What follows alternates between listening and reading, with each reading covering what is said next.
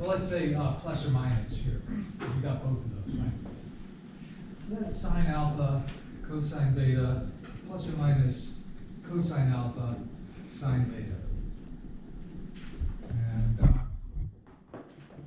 cosine, cosine alpha, cosine beta, minus or plus, the opposite side, right? Sine alpha, sine beta.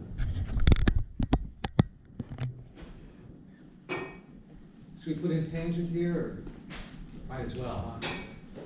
Okay, so tangent alpha plus or minus beta is tangent alpha plus or minus tangent beta, all divided by 1 minus or plus, right? The opposite sign on the bottom.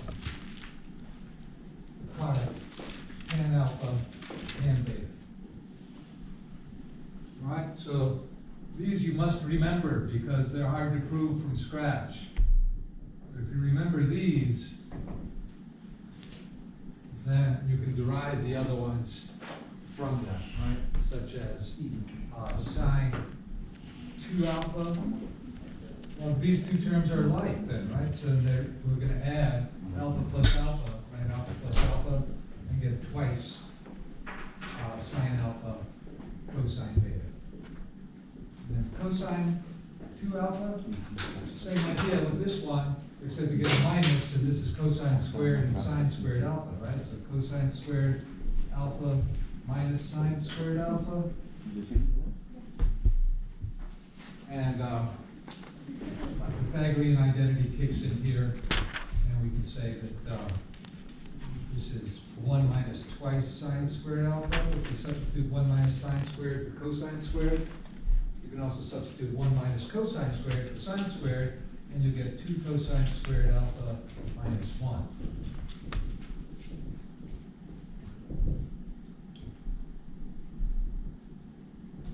I suppose tangent we could put in here as well.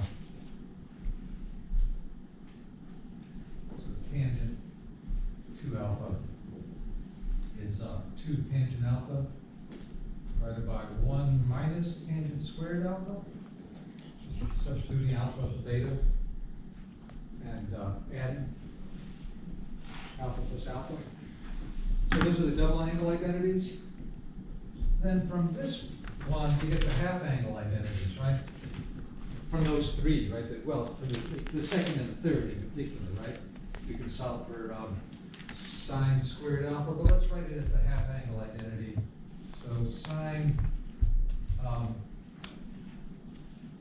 you want to use alpha, or you can do something else. How about t over 2?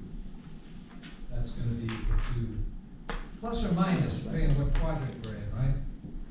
And that's 1 minus cosine t over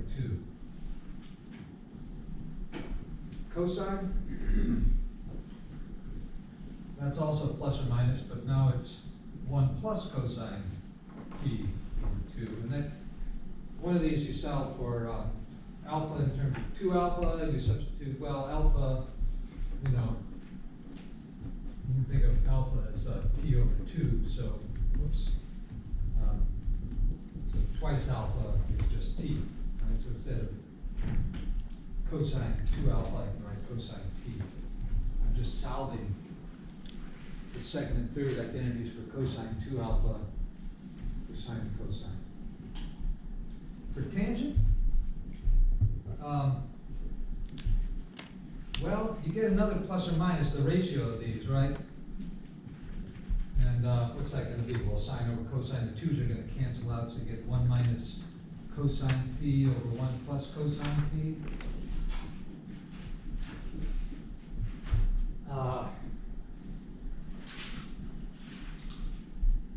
But then,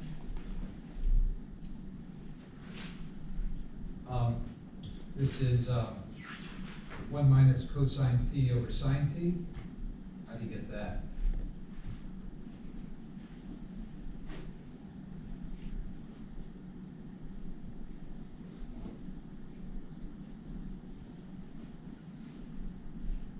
That's that trick. You multiply by 1. Yep. Multiply by 1, go change the value.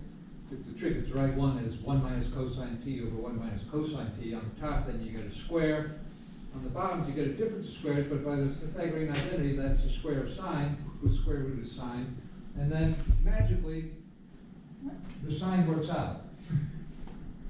So, you know, you can test this with, say, pi over 2. If t is pi over 2, then half of t is pi over 4. Cosine of pi over t is 0. Sorry, cosine of pi over 2 is 0.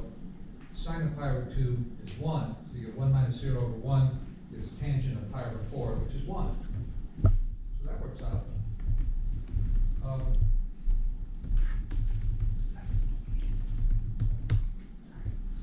Pi, you know, you get sine of pi is 0, so you get division by 0. Tangent of pi over 2 is undefined. So that works out. So, you know, the idea is these work for all t, and so, you know, pick, if you're in doubt, pick a couple of benchmark values and see that they work out. Magically, this is also,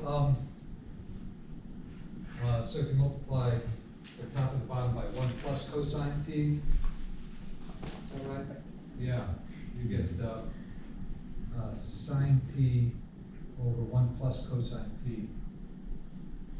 Get another identity with a half angle of tangent. Those all work out nicely. Then we have the sum to product and product to sum. How do you remember those? Well, you don't. Right? Well, I mean, I suppose you could. So we do sum to product first. So sine t plus sine of u, let's say. How do you get that? Well, okay, so it comes again from these ones that you remember, right? So, now, yeah.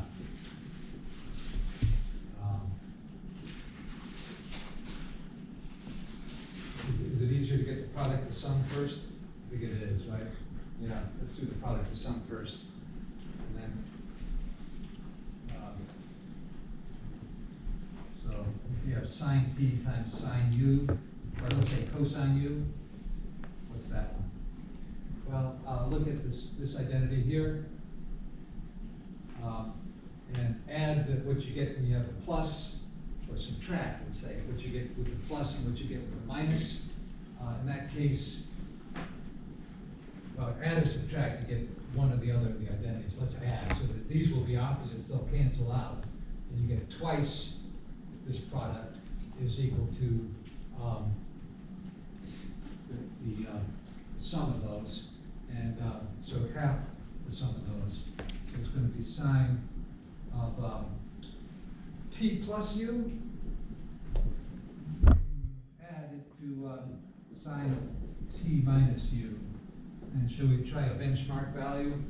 Suppose t and u are both pi over 4, then you get 1/2 on the left.